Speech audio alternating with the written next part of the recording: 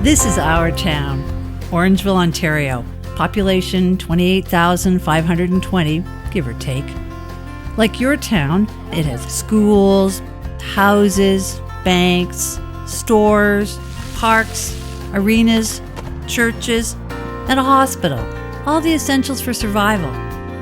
Yet our town has been blessed with some of the extras that make day-to-day living a lot nicer and a lot more practical. Things you might expect to find in much larger communities. When our dump closed, it got turned into a busy multi-purpose park. When our special needs citizens needed a place for programs and our theater needed room to rehearse, one roof went up to cover them both. When our library needed more space, it grew. When the kids outgrew the drop-in center, the old police station became their new home. And when they needed a skateboard park, it happened. When doctors were in short supply, a clinic was built beside the hospital so new doctors could set up their practices and stay. It would be logical to think, gee, there must have been some strong town councils over the years to put all these things in place. Well, let's talk to some past and current mayors to find out how all this came about. Council is asked to do a myriad of things. I mean, the items that people request and would like, you just can't imagine doing them. The tax rate would go so high that people would leave the town. For the municipal council, it's a huge risk. Most government is very risk adverse, very much by the rules. We can partner with, we can encourage, we can say this is a great idea, let's do it. But you have to have that underneath that base of mentors and workers and philanthropists and doers in the community. So if town council isn't responsible for all these things, then who is? If you wanted something done, you ask Doc Gillies. With a guy like Doc, you want to get something done, ask a busy person. I mean, once he gets behind something, it's gonna happen. If he makes his mind up to get something done, it gets done. That was our job, was to get it done.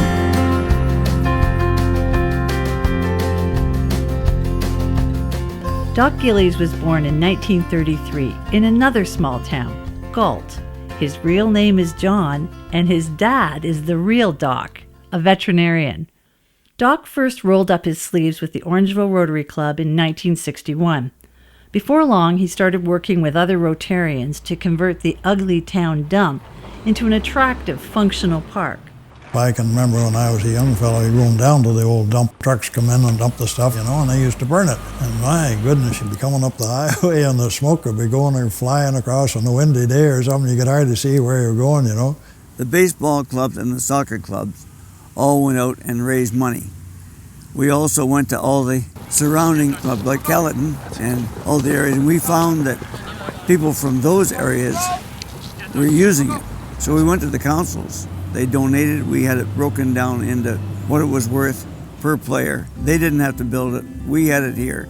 Doc made that happen overnight by mobilizing community support, making it into a positive project, getting the Rotary Club involved, and getting people to donate and believe in it. He made that project happen in a fraction of the time it would normally have taken municipal government to make it happen. When Rotary Park was nearing completion, before the parking lot could be paved, the government changed direction and culture became the new funding priority. Not missing a single beat, Doc channeled his energies into the Carnegie Library, which needed renovation. We got a grant to do the library. At that time, what was the old Royal Bank building and the library. We're renovating, yes. The first major renovation since the two buildings were joined. This was a Royal Bank, and the town owned it for 3 years and sat empty, because they anticipated doing what we ended up doing. So we used the culture grants to build this. And we had no idea what it was going to cost. When the police moved out of a large facility in the center of town and the building was going up for sale, Doc was one of several who saw this as the perfect location for the local youth drop-in center. He used his influence to raise money and support to find the kids a new home. It cured a lot of problems. The police started meeting with the kids, playing pool and so on, so that the kids were no longer afraid of the police. For high school kids, they can walk from either high school here in a matter of minutes, and they like to come. Summer, autumn, winter, and spring. Orangeville is a bright spot on the creative map of Canada, partly due to the success of Theatre Orangeville, which is proud to share its unique rehearsal facility with Community Living Dufferin, a resource for people with developmental challenges. Cast your spell upon these toads over here. Now you can start. To be or not to be. When we dedicated our new rehearsal hall, Doc was hugely instrumental in our lives in the creation of the Dream Factory. It looks like it's been there forever. It looks like it kind of sprung up out of the ground. And it came in on time and it came in under budget. His next challenge was to remedy a situation faced by many small communities in Ontario, a shortage of qualified doctors. We had a wonderful core of family physicians who were starting to think about wanting to retire, and there just seemed to be nobody to come to take their place. It was an economic necessity. We're letting the manufacturer draw new people to town. We thought, what kind of doctor do we want? Well, then let's build a place that the kind of doctor we want will want to work in. It had been demonstrated in other communities when they built buildings like that it would bring doctors in. Doc went out and went to local contractors and said, guess what? You get to have the contract to do this for this building, and by the way, you're going to discount it by 15 or 20%. So, and Doc being Doc, he could just do it. He did, and we probably got at least $100,000 worth of goods and services here for this building donated. My husband and I are both family physicians. We moved here 7.5 years ago, and when we came here and saw this clinic, that was a huge draw for us. When we got done building it, we had 10 doctors in it. It's got a cupola on top, you'll notice too. Every now and again, Doc would say, Mary, we'll have to have a coffee. And off we would go, and I would think, oh no, what does he want to do now? I learned very quickly that when Doc calls you for a coffee, he has some good project or idea in mind. And it would be, what do you think about? And should we do the following? I mean, he's already decided it's going to happen.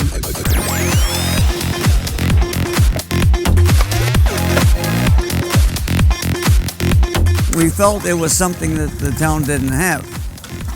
And we laugh about it now because there was all kinds of opposition. Nobody wanted a skateboard park near them. There was an impression that skateboarders were bad people and causing a lot of damage in town, when that wasn't the case. They thought that youth were vandalism and all those kinds of things. The skateboarders before they had the park were skateboarding down Broadway, they were skateboarding in mall parking lots, they were skateboarding down streets.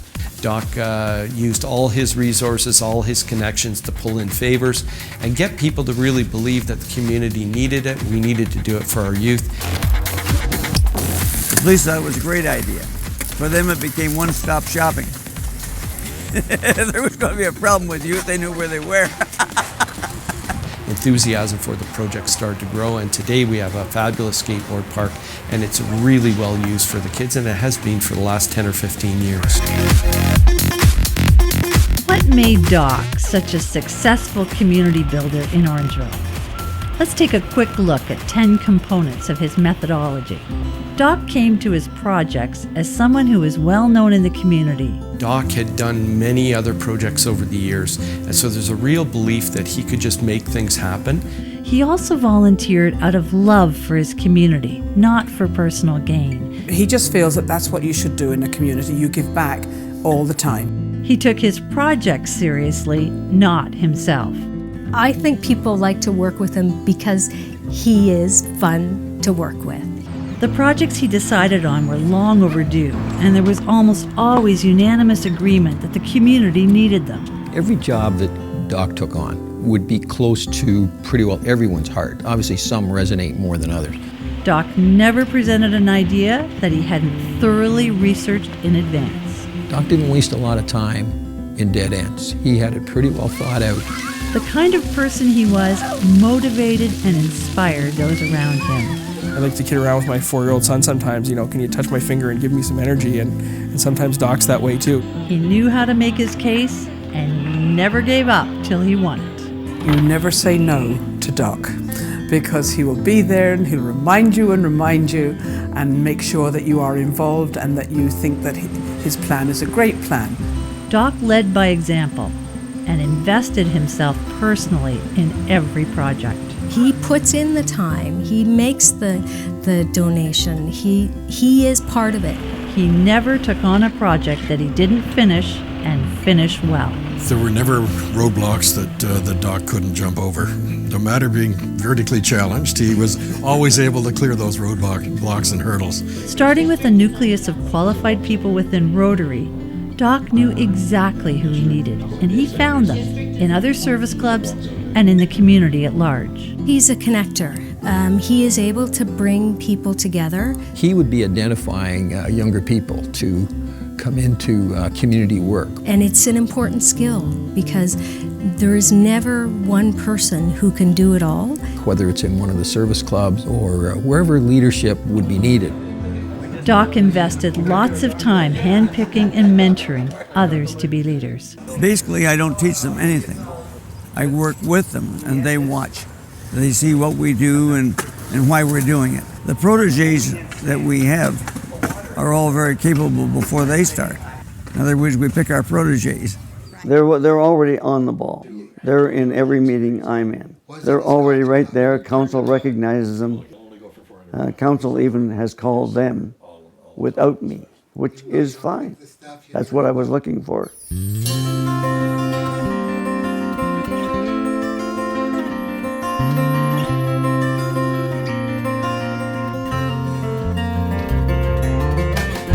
Where are the next generation of community builders? Where are the next generation of those guys? He's taught a lot of us just how to get things done. He's touched a lot of people that will be able to carry forward and kind of know how to do things. And I mean, methods change, councils change, rules and regulations change, but at the end of the day, I think if people really want to get something done, they can, and he's shown us how to do that. Many of Doc's graduates, the ones who helped him build big profile items made of steel and concrete, have now gone on to apply the same 10 principles in virtually every area of community service and leadership. The people he's worked with, they're in there up to their neck doing these things because they've seen that, as a volunteer, you can accomplish a great deal. If he could do it, we could do it. We're different and it'll look different, but the message and the legacy that people like Doc leave are that you can make a difference in your community and you can leave it a better place than you started. And you know what? You should. I think that's Doc's greatest contribution to the community, is his example.